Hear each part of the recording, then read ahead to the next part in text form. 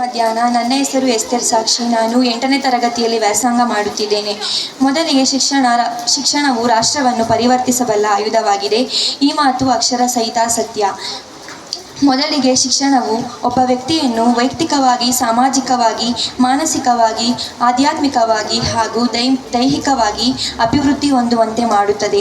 ಉದಾಹರಣೆಗೆ, ಜಪಾನ್ ದೇಶ 2ನೇ ಮಹಾಯುದ್ಧದ ನಂತರವೂ ಬೆಳೆದು ಬಂದ ರೀತಿ ಒಂದು ವಿಸ್ಮಯ.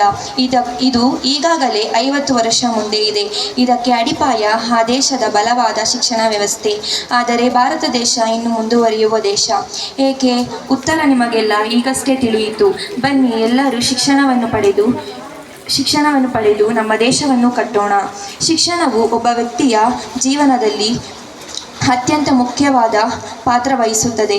ಶಿಕ್ಷಣವು ವ್ಯಕ್ತಿಯನ್ನು ಆತ್ಮವಿಶ್ವಾಸದಲ್ಲಿ, ಕೌಶಲ್ಯ ಜ್ಞಾನಗಳಲ್ಲಿ ಅಭಿವೃದ್ಧಿಪಡಿಸುತ್ತದೆ ಮತ್ತು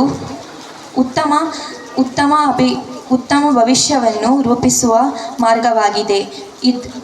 ಇದು